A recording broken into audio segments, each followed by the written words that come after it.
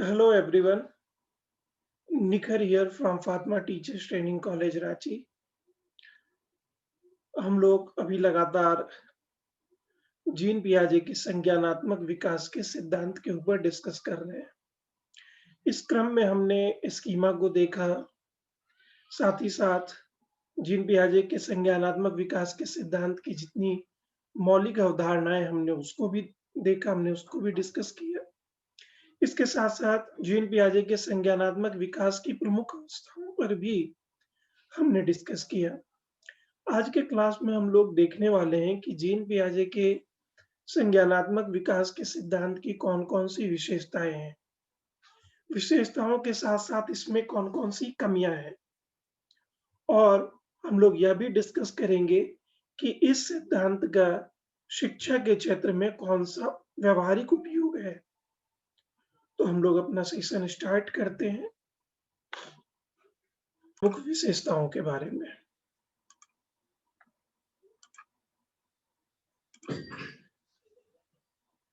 तो देखिए जो प्रमुख अवस्थाएं बताई गई थी, उसमें हम लोगों ने देखा था कि उन अवस्थाओं को एक पर्टिकुलर एज ग्रुप के साथ संबद्ध करके बताया गया था।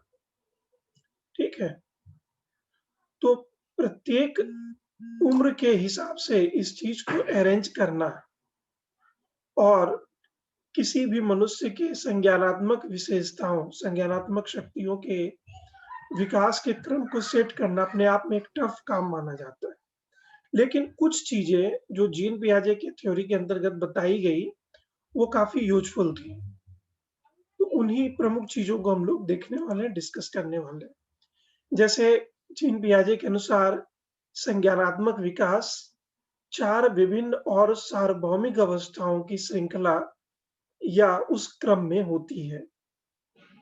तो 4 अलग-अलग जो अवस्थाएं बताए गए थे, उसके अनुसार इस चीज को अरेंज किया गया। ये इसकी प्रमुख विशेषता है, जिसमें देखा गया कि विचारों का अमूर्त होना या उसकी अमूर्तता का स्तर बढ़ता जाता है। जैसे पहले स्टेज की अगर हम बात करें तो उस समय अमूर्त योग्यताओं में उतनी ज़्यादा प्रगति नहीं देखने को मिलती थी जितनी दूसरी अवस्था में। उसके बाद फिर तीसरी अवस्था में। तो प्रत्येक अवस्था में हम देख रहे हैं कि एक के बाद एक अमूर्त शक्तियों का विकास होता जा रहा है या मनुष्य का संज्ञान विकसित होता जा रहा है। इसके साथ-साथ ये अवस्थाएँ सदैव एक ही क्रम में होती हैं। इस चीज़ को समझना बहुत इम्पोर्टेंट है और प्रत्येक अवस्था पिछली अवस्था पर आधारित होती है। एक्चुअली सीरीज़ का जो श्रृंखला है उसका महत्व ये होता है कि एक के आधार पर दूसरे का निर्माण होता है। ठीक है? तो ये इसीलिए कहा गया कि ये सदैव एक ही क्रम में होती है। जैसे जो सबसे पहली अवस्था है सेंसरी मोटर है, फिर प्री ऑपरेशनल है, फिर आपका कंक्रीट ऑपरेशनल है और फिर फॉर्मल स्टेज है। तो प्रत्येक अवस्था पूर्व की अवस्था के आधार पर ही अपना विकास कर रही है। तो ये जीन पियाजे के संज्ञानात्मक विकास की प्रमुख विशेषता है।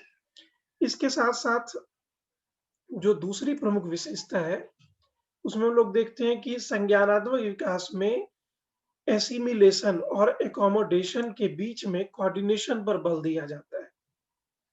एसिमिलेशन का प्रोसेस क्या है, इसको मैंने शॉर्ट में पहले भी आप लोगों को बताया है कि जैसे ही कोई चीज़ हमारे माइंड में आती है या कोई ज्ञान हमारे साथ आत्मसात होना चाहता है, तो जो पहले का ज्ञान है उसके साथ उसका कोऑर्डिनेशन नहीं बन पाता, जिसकी वजह से वो काफ़ी हलचल मचाता है, कन्फ्यूज़न क्रिएट करता है। तो ये एसिमिलेशन है। धीरे-धीरे ये बाकी सारे स्कीमास के साथ संबद्ध होता चला जाता है। यानी आप कह सकते हैं कि अब वो एडजस्ट होना शुरू हो गया। तो फिर एक्कोमोडेशन का प्रोसेस स्टार्ट होता है और कंप्लीट होता है। इस दौरान पूर्व के स्कीमा और नए ज्ञान इनके बीच में कोऑर्डिनेशन बन जाता है। फिर ये चीज़ें अब हमें कन्फ्यूज़ नहीं करती हैं। जैसे जब हम लोग छोटे थे, हम लोगों को पहली बार बताया गया था एडिशन, सब्सट्रैक्शन, मल्टीप्लिकेशन और डिवीज़न, सिंपल मैथ्स था। हमें पता होता था कि ये एडिशन है। अब एडिशन में ही क्या हुआ कि वो जो कैरी करने वाला होता है, वो एडिशन दे दिया गया टीचर के द्वारा। तो फिर हमें कन्फ्यूज़न हुआ कि हमें क्या करना है। तो उस समय मैक्सिमम मैक्सिमम क्या मैं कहता हूँ, लगभग सारे बच्चे वहाँ पे मिस्टेक करते हैं। क्योंकि अभी तक एक पैटर्न बना हुआ था, उसका एक स्कीमा बन चुका था, एक कह सकते हैं सिस्टम बना हुआ, उसी के अकॉर्डिंग हम बढ़ते चले जाते थे। लेकिन जैसे ही कैरी करने वाला एडिशन आया, जिसको आप बोलते हैं कि हासिल को दूसरे में जोड़ने वाला जोड़, तो इस तरह का सवाल जब आया तो हमारे सामने कन्फ्यूज़न होना शुरू हो गया। ये चीज़ फिर सब्ट्रैक्शन में भी देखने को मिला। हालाँकि इस दोनों में इतनी ज़्यादा प्रैक्टिस करा दी गई कि मल्टीप्लिकेशन और डिवीज़न में हमें समस्या थोड़ी कम आई। लेकिन इन सब को सीख लेने के बाद एक नया समस्या आ गया और वो था BODMAS का। अब हमें ये कन्फ्यूज़न होने लगा कि पहले इसका साइन है तो हमें पहले ये बनाना चाहिए। लेकिन बाद में हमें पता चला कि साइन वगैरह से कुछ नहीं होता है। पहले जब भी होगा तो डिवीज़न का ही होगा, ठीक है? ब्रैकेट का, फिर डिवीज़न का, मल्टिप्लिकेशन का, इस तरीके से ये फ़ॉर्मूला हमें बताया गया। तो मैं ये बताना चाह रहा हूँ कि कोई भी नॉलेज जब हम लोग गेन करते हैं, तो हमारा माइंड उसके साथ अपने आप को एडजस्ट कर लेता है। एक फिक्स पैटर्न में अपने आप को डाल देता है। जैसे ही कोई नई चीज़ आती है, तो वो उस पुरानी मान्यता को चैलेंज करती है और काफ़ी ज़्यादा कन्फ्यूज़न होता है। लेकिन फिर ये कन्फ्यूज़न आगे चल के समाप्त हो जाता है। अभी बीएड और डीएलएड के दौरान भी आपको ये समस्या देखने को मिलेगी। मैं आपको स्टार्ट में बताऊँगा कि शिक्षा क्या है, कोई भी चीज़ सीख लेना, समाज के मानकों के अनुरूप होना और उसको अपने व्यवहार में ले आना, यही शिक्षा है। लेकिन जैसे ही आप फिलोसॉफिकल फाउंडेशन वाला पढ़ेंगे या सी8 पेपर पढ़ेंगे, तो फिर आपको लगने लगेगा कि शिक्षा के बारे में तो स्वामी विवेकानंद कुछ और कह रहे हैं, महात्मा गांधी कुछ और कह रहे हैं और सर ने बड़ा सिंपल बता दिया था। फिर वो वहाँ पे कन्फ्यूज़न क्रिएट करेगा। लास्ट में जाकर के आपकी एक पूरी अवधारणा बनेगी कि वास्तव में शिक्षा किसको कहते हैं। जो फर्स्ट ईयर वाले हैं बीएड में, वो अभी नहीं समझ पाएँगे इस चीज़ को कि शिक्षा किसको कहते हैं। डीएलएड फर्स्ट ईयर वाले नहीं समझ पाएँगे। सेकंड ईयर वाले जो एग्ज़ाम लिख चुके हैं या जिनकी तैयारी हो चुकी है, केवल वही इसको समझने में सक्षम होंगे। है ना? ये चीज़ हो रहा है या नहीं हो रहा? तो इससे ये हम लोगों को पता चलता है कि नॉलेज के की प्रकृति ये होती है कि एक बना-बनाया पैटर्न है, पहले से चलता आ रहा है। जैसे ही कोई नया नॉलेज आया तो वो उसको चैलेंज करता है, काफ़ी उठा-पटक होता है माइंड में, जिसको हम लोग एसिमिलेशन के प्रोसेस के नाम से जानते हैं। फिर धीरे-धीरे वो अपने आप को एडजस्ट कर लेता है, जो कि एकोमोडेशन के नाम से जाना जाता है। तो जीन पियाजे के संज्ञानात्मक विकास के सिद्धांत की दूसरी विशेषता है कि इसमें एसिमिलेशन और एकोमोडेशन के कोऑर्डिनेशन पर, उसके समन्वय पर बल दिया जाता है। तीसरी विशेषता है कि जीन पियाजे ने बालक के ज्ञान को स्कीमा से निर्मित माना है। ठीक है, उनका मानना है कि जो बच्चे का नॉलेज होता है वो स्कीमा के द्वारा निर्मित होता है। मतलब हो गया कि स्कीमा वह बेसिक यूनिट है या फंडामेंटल यूनिट है, मूलभूत इकाई है, जिसका प्रयोग पूर्व के अनुभवों को संगठित करने के लिए किया जाता है। पहले के जो हमारे एक्सपीरियंस हैं उसको ऑर्गेनाइज करने के लिए जिस बेसिक यूनिट को यूज़ किया जाता है वही है स्कीमा। और ये स्कीमा नए ज्ञान के लिए आधार का काम भी करती है। क्योंकि जब भी कोई नया चीज़ आएगा, तो आप क्या करते हैं, तुरंत अपने माइंड को एक कमांड देते हैं और अपने जाने मतलब जिस चीज़ की जानकारी आपको है, उस चीज़ के साथ उसको जोड़ने का प्रयास करते हैं या उस चीज़ के हिसाब से उसको समझने की कोशिश करते हैं। तो ये हमारे पूर्व के अनुभव को बनाए रखने का काम करता है, वो फंडामेंटल यूनिट है। साथ ही साथ नेक्स्ट नॉलेज के लिए, आने वाले ज्ञान के लिए आधार का काम करती है। तो आई होप कि आज स्कीमा थोड़ा और क्लियर हुआ होगा, क्योंकि मैं समझता हूँ आपकी साइकोलॉजी क्या है। स्टूडेंट को क्या लगता है ना कि वन वर्ड में हमें कोई चीज़ का मीनिंग पता चल जाए और ये चूँकि एक इंटेंजिबल सब्जेक्ट है, या अगर वन वर्ड में बता दिया गया आपको, तो आगे चल के और भी समस्याएँ आएँगी। ठीक है? तो जैसे-जैसे आप पढ़ते जाएँगे, वैसे-वैसे ये सारे कांसेप्ट्स आसान होते चले जाएँगे आपके लिए। तो इसके बाद अगली विशेषता हम लोग देखते हैं कि संज्ञानात्मक विकास में मानसिक कल्पना, भाषा, स्मृति विकास, तर्क शक्ति, समस्या समाधान इत्यादि समाहित होते हैं।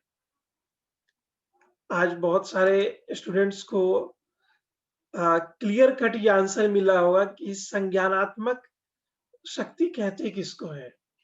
हालाँकि शुरुआत में भी मैंने आपको बताया था, तो लेकिन वहाँ पर सभी मानसिक शक्तियों का ज़िक्र बार-बार हो रहा था। तो आपको लग रहा था कि वास्तव में संज्ञान किसको कहते हैं? तो ये आंसर आज आपको मिल रहा है कि संज्ञान का मतलब होता है मानसिक कल्पना, ठीक है? यानी साइकोलॉजिकल इमेजिनेशंस या मेंटल इमेजिनेशंस, लैंग्वेज यानी भाषा, चिंतन यानी थिंकिंग, स्मृतियों का विकास, डेवलपमेंट ऑफ मेमोरी, तर्क शक्ति, रीजनिंग, समस्या समाधान यानी प्रॉब्लम सॉल्विंग। तो इन सभी चीजों को सामूहिक रूप से हम लोग संज्ञान कहते हैं।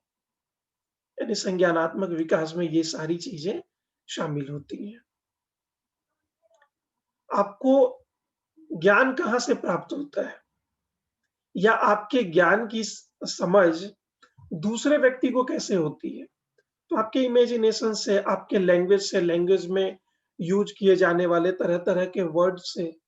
एक छोटा बच्चा जब रहता है, उससे अगर आप कोई चीज़ पूछिए, तो काफ़ी लंबा एग्ज़ाम्पल दे कर के वो आपको छोटी-सी बात बताता है। रास्ते में चलते हुए अगर किसी ने उसे धक्का दे दिया, तो वो उसको लिंक किसी और घटना के साथ करेगा। वो जो अंकल एक बार हमें मिले थे मार्केट में, जिन्होंने हमें टॉफ़ी दिया था, उस दिन मैं रेड कलर का शर्ट पहनी हुई थी, उस अंकल की एक बेटी है, ठीक है? जो बहुत बदमाश है, वही सीढ़ी से ऊपर आ रही थी, मैं नीचे जा रही थी, तो उसने मुझे धक्का दे दिया। इतना लंबा, छोटे बच्चों का जनरली मैं एक एग्ज़ाम्पल दे रहा हूँ, इस तरह से और भी एग्ज़ाम्पल्स आप देखेंगे, जो बच्चे इस तरीके से यूज़ करते हैं या आपको बताते हैं। साधारण सी बात है, उसको बताने में काफ़ी सारा शब्द उनको खर्च करना पड़ता है। क्यों? क्योंकि उनका संज्ञान विकसित नहीं हुआ रहता है, उनकी भाषा विकसित नहीं हुई रहती है। तो उनको काफ़ी ज़्यादा लिंग्विस्टिक आप कह सकते हैं एनर्जी खर्च करना पड़ता है। लेकिन जिस व्यक्ति की समझ एक बार विकसित हो चुकी होती है, जिसका संज्ञान अच्छी तरह से विकसित है या शब्दकोश जिसके पास समृद्ध मात्रा में मौजूद है, तो वो इतना सारा शब्द का खर्च नहीं करेगा। वो टू द पॉइंट बात करेगा। सीधे-सीधे एग्ज़ाम्पल देकर के वो आपको अपना आंसर दे देगा। कुल मिलाकर के आप देखेंगे कि किसी भी व्यक्ति के द्वारा प्रयोग किए जाने वाले शब्दों के आधार पर पता चलता है कि उसके संज्ञान का स्तर क्या है। और ऑब्वियस है कि जिसके पास समृद्ध भाषा का भंडार होगा, वो सोचने में भी उतना ही सक्षम होगा। तर्क शक्ति उसकी उतनी ही प्रबल होगी। प्रॉब्लम का सॉल्यूशन वो उतने ही अच्छे तरीके से दे सकेगा। ये सारी चीज़ें संज्ञान के साथ संबंधित है। ठीक है? तो यहाँ पर एक चीज़ और मैं आपको बताना चाहूँगा कि होता क्या है, लैंग्वेज से हमारे मानसिक शक्तियों का सीधा-सीधा संबंध होता है। अगर आपके पास लैंग्वेज नहीं है, तो आप इमेजिनेशन करने में भी सक्षम नहीं हो पाएँगे। किसी भी चीज़ में अपने तर्क को या उसके कारण को ढूँढने का प्रयास नहीं कर पाएँगे। प्रॉब्लम के सॉल्यूशन को ढूँढने में भी आपको बहुत सारी समस्याओं का सामना करना पड़ेगा। तो लैंग्वेज वो सबसे इम्पोर्टेंट टूल है, जिसको देख करके हम ये पता लगा सकते हैं कि किसी भी व्यक्ति के संज्ञान का स्तर कैसा है। 4 शब्द बात करने के बाद ही आपको पता चलने लगेगा कि इस व्यक्ति के कॉग्निटिव डेवलपमेंट का क्या हिसाब-किताब है, कितना ये समझदार है। तो ये महत्वपूर्ण विशेषता है। इसके बाद ये सिद्धांत हम लोगों को यह भी बताता है कि सीखने के लिए पर्यावरण और क्रिया दोनों की आवश्यकता होती है। सीखने के लिए पर्यावरण की और क्रिया यानी इंटरेक्शन, पर्यावरण के साथ आपका इंटरेक्शन, आपके आस-पड़ोस के माहौल के साथ आपका इंटरेक्शन।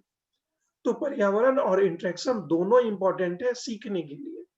और सीखने से क्या होता है?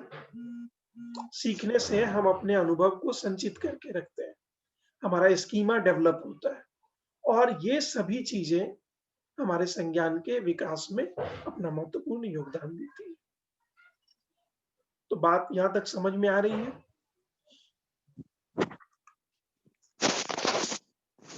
इसके साथ-साथ हम लोग देखते हैं कि जीन पियाजे के संज्ञानात्मक विकास के सिद्धांत के अनुसार बालकों में चिंतन और खोज करने की शक्ति, उनका जो बायोलॉजिकल मैच्योरिटी है, इसके साथ-साथ उनका अनुभव, इन सब की अंतःक्रिया पर निर्भर होता है। यानी बालकों में चिंतन करने की शक्ति और खोजने की शक्ति उसके मैच्योरिटी, बायोलॉजिकल मैच्योरिटी और उसके एक्सपीरियंस दोनों के इंटरेक्शन पर निर्भर होता है। बायोलॉजिकल मैच्योरिटी का मतलब है कि एक मनुष्य के रूप में आप किसी को मैच्योर कब मानते हैं?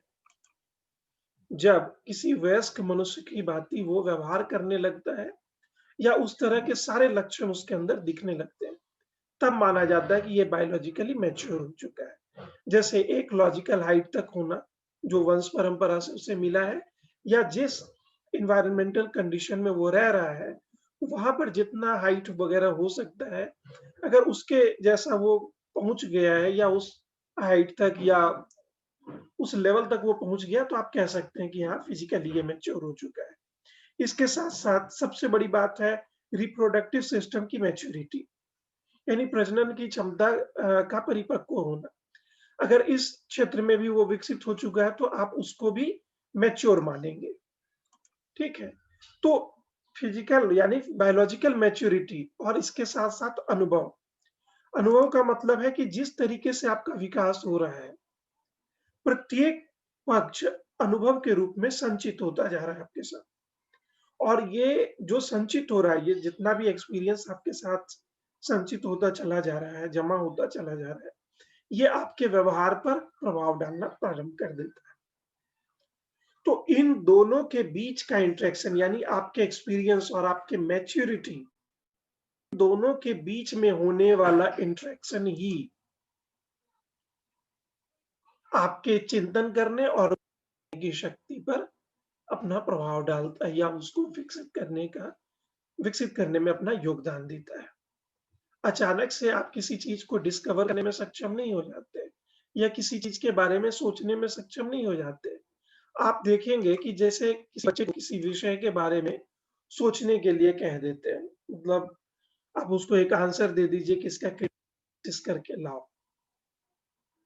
मान लेते हैं क्लास 4-5 के किसी बच्चे को उठा लीजिए, वो थोड़ा है, ठीक है? तो उसको अगर आपने कह दिया है कि आप इस तरीके से अपने आंसर लेके आएँगे, इस प्रश्न का इस तरीके से उत्तर लिख के आना है। जैसे एक एग्जांपल आप ले लीजिए, कोरोना के नकारात्मक और सकारात्मक पक्ष का विश्लेषण करें। ये प्रश्न अगर आप क्लास 4-5 के बच्चे को दे दें, तो वो कितना ज़्यादा एनालिसिस कर पाएगा? आपको लगता है नहीं दे पाएगा, क्योंकि 3-4 5 पॉइंट तक जाते-जाते उसका जो समझ है, उसका जो आगे बढ़ेगा ही नहीं। लेकिन अगर आपको दे दिया जाए लिखने के लिए इस लेवल पे, तो क्या होगा कि आप 1000 वर्ड से ज़्यादा शब्दों में भी अपना आंसर लिखने में सक्षम होंगे। इसके पीछे का सबसे महत्वपूर्ण की मैच्योरिटी का लेवल और आपका एक्सपीरियंस आपके पास मात्रा में मौजूद है। इन दोनों का इंटरेक्शन आपको हर उस पक्ष की ओर विचार करने जो जीवन के लिए अनिवार्य है और आप इतना लंबा-चौड़ा एनालिसिस कर पाएँगे। लेकिन छोटे बच्चे के साथ ये सुविधा नहीं है। एक तो फिजिकल मैच्योरिटी की भी कमी है और इसके साथ-साथ है।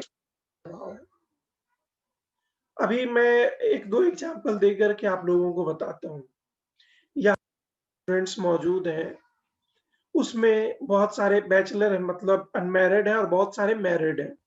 इन दोनों के एक्सपीरियंस को अगर हम यहीं पर देखने का प्रयास करें, कोरोना वायरस जो अनमैरिड हैं, उनकी चिंता सिर्फ़ और सिर्फ़ इतनी ही हो सकती है कि अ, हमारा एग्ज़ाम कब होगा? कोर्स हमारा कंप्लीट हो गया रहता। ठीक है? इस तरह की समस्याएँ आपके सामने में आती हैं कि लंबे समय से घर में हैं तो बोरिंग फ़ील हो रहा है, कहीं जा नहीं पा रहे हैं, कहीं घूम नहीं पा रहे हैं, इस बारे में आप लिखेंगे। लेकिन जो मैरिड हैं, बाल-बच्चेदार हैं, उनके एक्सपीरियंस में या उनके आंसर में क्या-क्या चीज़ ऐड होगा कि बच्चे घर में की पढ़ाई सफिशिएंट नहीं है, घर का खर्च कैसे चल रहा है ये हम लोग समझ रहे हैं। फिर सारे के सारे लोग घर में हैं, तो उसके वजह से घर में जहाँ पर 4 लोग रहें, कोई इश्यू सामने आएगा ही आएगा। तो आप के आंसर और अनमैरिड लोगों के आंसर के बीच में ही अंतर आपको दिखने है। तो आप समझ रहे हैं, आपके अनुभव और आपकी मैच्योरिटी इन दोनों के बीच में जो होता है, वो आपके संज्ञान को विकसित करता है, उसके ऊपर अपना प्रभाव डालता है। ज़्यादा मैच्योरिटी, उतना ही ज़्यादा संज्ञानात्मक विकास बढ़ने वाली शक्ति है। इस है कि जीन पियाजे के अनुसार सीखना हमेशा क्रमिक और यानी जीन पियाजे कह रहे हैं कि संज्ञानात्मक विकास आरोही और क्रमिक ऑर्डर में होना। सर आवाज और कट कट के आ रही है। नेट है। आरोही का मतलब यहाँ पर हो गया एक्चुअली 50% डेटा हमारा खर्च हो चुके के बाद वो थोड़ा देर के लिए पॉज़ कर देता है। तो जीन पियाजे यहाँ पे कह रहे हैं कि संज्ञानात्मक विकास की जो प्रक्रिया है वो हमेशा सीक्वेंस में होती है, क्रोनोलॉजिकल ऑर्डर में होती है और असेंडिंग ऑर्डर में होती है। असेंडिंग ऑर्डर का मतलब होता है कि धीरे-धीरे ऊपर की ओर बढ़ना यानी धीरे-धीरे उसका पॉजिटिव विकास होना, उसकी मात्रा में वृद्धि होते चले जाना। और क्रमिक का मतलब होता है एक के बाद किसी भी स्टेज को यहाँ पर एस्केप नहीं किया जा सकता। ये बहुत है जीन पियाजे के संज्ञानात्मक विकास की। जैसे हमने देखा था कि शैशवावस्था के बाद ही बाल्यावस्था आएगा, भले कुछ दिनों में भी, हालाँकि वो इक्वली ही लेकर के चलते उसके बाद ही फिर किशोरावस्था आएगा, ठीक है? जीन पियाजे के संज्ञानात्मक विकास के सिद्धांत में ये बात कही जा रही है कि सेंसरी मोटर स्टेज ही आएगा, इसके बाद प्री ऑपरेशनल ही आएगा और लास्ट में फॉर्मल स्टेज आएगा। ठीक है? यानी एक सीक्वेंस को और ये हमेशा असेंडिंग ऑर्डर में होगा, यानी जो पहले स्टेज था, इतना संज्ञानात्मक विकास हुआ है, अगले स्टेज में उससे ज़्यादा होगा। तीसरे स्टेज फिर ज़्यादा होगा और चौथे स्टेज में जाने के बाद पूर्व के तीनों स्टेजेस के मुकाबले सबसे ज़्यादा होगा। और मैं ये प्रश्न पूछूँगा आपसे टेस्ट में। इस पॉइंट को ध्यान रखिएगा, जिन्होंने आज के क्लास को मिस किया है, सकती है। ठीक है? तो हर एक चरण में मतलब आगे बढ़े हुए चरण में पिछले चरण से ज़्यादा विकास पाया जाता है। इसी को हम लोग असेंडिंग ऑर्डर कह रहे हैं। तो इतनी सारी विशेषताएँ हैं जीन पियाजे के संज्ञानात्मक विकास की।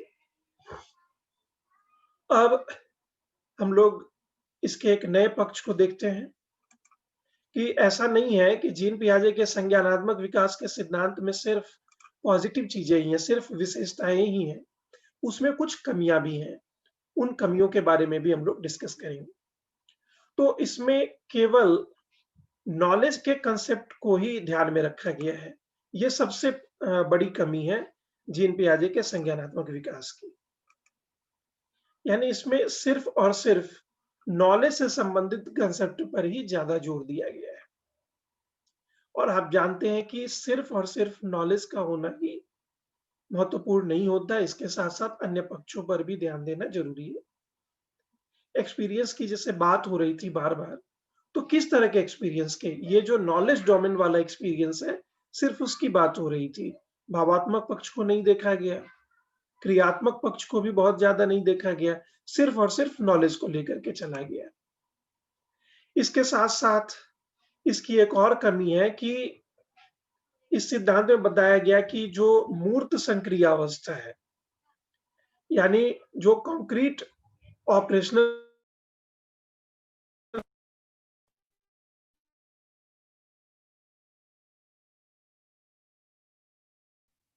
ठीक है। इनका कहना है कि प्री ऑपरेशनल सर स्टेज में आवाज तार्किक कट रहा था। ओके, मैं रिपीट कर रहा हूँ। दूसरी कमी ये बताई जा रही है कि प्री ऑपरेशनल स्टेज में तार्किक और अमूर्त चिंतन नहीं किया जा सकता। जीन पियाजे ऐसा कह रहे हैं। लेकिन बाद में बहुत सारे ऐसे रिसर्च हुए हैं, जो बताते हैं कि प्री ऑपरेशनल स्टेज में भी तार्किक और अमूर्त चिंतन पाई जाती है। हाँ, ठीक है, उसका लेवल वैसा नहीं होता, जिस लेवल की तलाश मनुष्य को है। लेकिन ऐसा भी नहीं है कि वो पूरा नील होता है। 2 से 7 वर्ष हमने देखा था प्री ऑपरेशनल स्टेज को, ठीक है? तो 7वें वर्ष का बच्चा बहुत सारी चीज़ों को आजकल देखा गया है कि वो एनालिसिस करने में सक्षम होता है। बहुत सारे पक्ष पर उसका ध्यान जाता है। ठीक है, तो इसी संदर्भ में इस सिद्धांत में ये कमी ढूँढी गई है। इसके बाद इसकी एक और कमी बताई गई है कि इस सिद्धांत में संज्ञानात्मक विकास का एक विशेष क्रम बताया गया है, ठीक है? मतलब संज्ञानात्मक विकास को इन्होंने बता दिया क्रोनोलॉजिकल ऑर्डर में होता है। तो इसी चीज़ के ऊपर में आपत्ति है कि इस पक्ष की भी आलोचना की जा सकती है। जो विशेष क्रम की बात आप कर रहे हैं, आपने किस आधार पर किया, किस कॉन्टेक्स्ट में किया? जिस देश में आपने स्टडी किया, जिस परिप्रेक्ष्य में आपने स्टडी किया, ये दोनों ही चीज़ें समय के साथ बदलने वाली हैं। तो इस बदलाव के कारण बहुत सारी चीज़ें ऐसे देखने को मिल रही हैं जो इस अवधारणा को चुनौती देती हैं, इसको चैलेंज करती हैं। जैसे जिनके भी घर में छोटे बच्चे होंगे, उन सभी लोगों ने इस चीज़ को वॉच किया होगा। ठीक है, 2 साल का बच्चा आज भी 2 शब्द वाले वाक्य ही बोल पाता है। इससे मैं सहमत हूँ। इस चीज़ को हम लोग चैलेंज नहीं कर सकते। छोटे-छोटे वाक्य बोलते हैं 2 साल के बच्चे। मम्मी दो, पापा जाओ, इस तरह के वर्ड यूज़ करते हैं। छोटा-छोटा, ठीक है? लेकिन उस 2 साल के बच्चे को इतना ज़रूर पता है कि पापा के मोबाइल में किस फ़ोल्डर में यूट्यूब छुपा हुआ है और यूट्यूब में कहाँ पर हमारा फ़ेवरेट वीडियो पड़ा हुआ है, ठीक है? जब तक उसका संज्ञान विकसित नहीं हुआ, तब तक उसको ये पता कैसे चला कि हमारा फ़ाइल वहीं पे मौजूद है। आप समझ सकते हैं, समय बदला, टेक्नोलॉजी बदला और बच्चे के संज्ञानात्मक विकास में भी बदलाव आया। तो इस जो क्रोनोलॉजिकल ऑर्डर की बात जीन पियाजे कह रहे हैं, तो बदलते हुए परिप्रेक्ष्य में, बदलते हुए समय के संदर्भ में इस चीज़ की आलोचना बिल्कुल की जा सकती है। इसके बाद है कि इनका सिद्धांत जो है वो वस्तुनिष्ठ कम है और व्यक्तिनिष्ठ ज़्यादा है।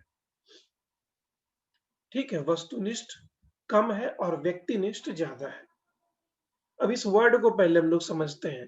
ये जो बार-बार वर्ड यूज़ होता है वस्तुनिष्ठ, वस्तुनिष्ठ, इसका मतलब क्या है? इसका मतलब है कि उस पूरे सब्जेक्ट की जो निष्ठा है, ये उसका जो डेडिकेशन है, उस कंटेंट की ओर है। ठीक है? तो जीन पियाजे के संज्ञानात्मक विकास का सिद्धांत जो है वो संज्ञान को डेडिकेटेड नहीं है, वो मनुष्य को डेडिकेटेड है, व्यक्तिनिष्ठ है, व्यक्ति को डेडिकेटेड है। इसका मतलब ये होता है कि इन्होंने संज्ञान को डिफाइन करने का प्रयास नहीं किया। इन्होंने मनुष्य की उस अवस्था को डिफाइन करने का प्रयास किया, जहां पर संज्ञानात्मक क्षेत्र में थोड़ा बहुत बदलाव होता है या विकास होता है। ठीक है? इसीलिए कहा गया है कि ये वस्तुनिष्ठ नहीं होकर के व्यक्तिनिष्ठ है। तो ये इसकी प्रमुख आलोचनाओं में से एक है या इसकी कमी है।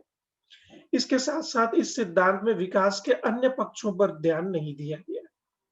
ये बात भी सही है कि जितनी चीज़ों के ऊपर में जीन पियाजे ने डिस्कस किया है, इसके अलावे भी बहुत सारी चीज़ें मौजूद हैं, जो मनुष्य के संज्ञान को विकसित करती हैं।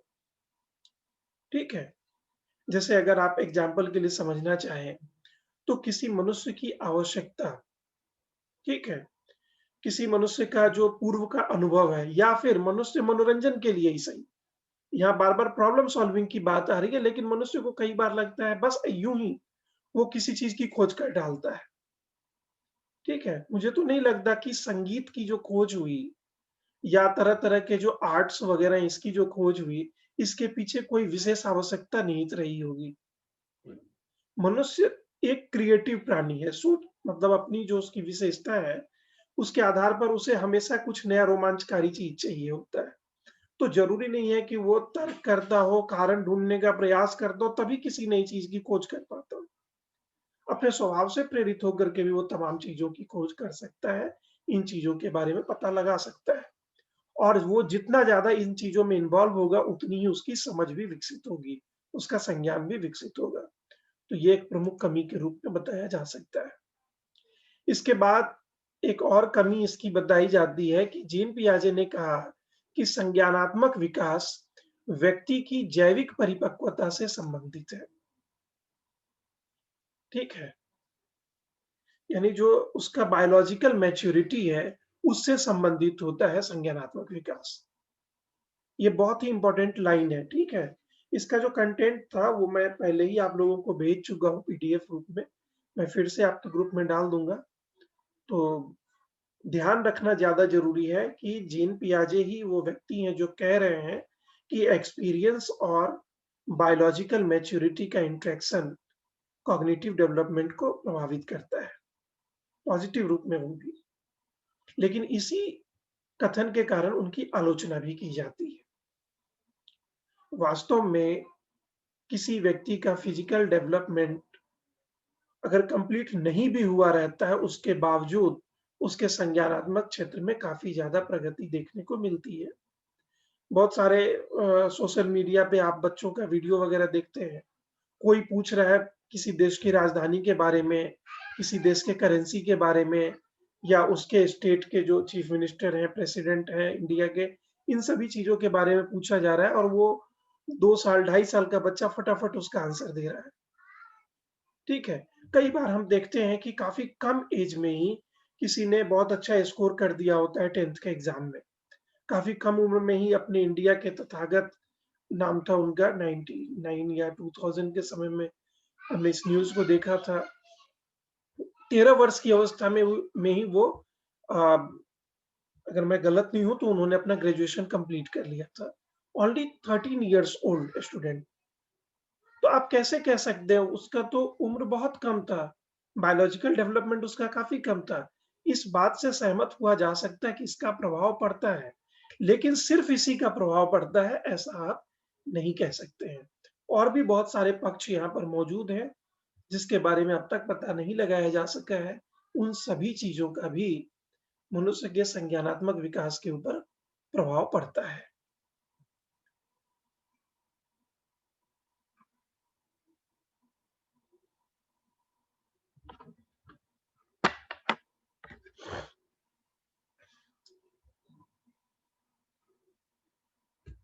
थोड़ा-सा डिस्कनेक्ट हो गया था ये। कोई बात नहीं, आज काफ़ी ज़्यादा परेशान कर रहा है ये सिस्टम। नेक्स्ट क्लास में हम लोग जीन पियाजे के संज्ञानात्मक विकास के सिद्धांत की जो उपयोगिता है, शैक्षणिक उपयोगिता, उसके बारे में हम लोग डिस्कस करेंगे। All of you are requested to leave now.